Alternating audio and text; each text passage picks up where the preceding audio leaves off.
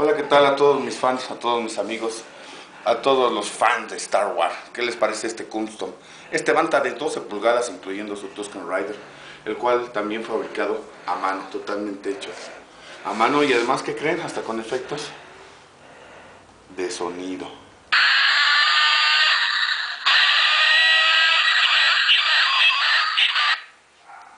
¿Qué tal?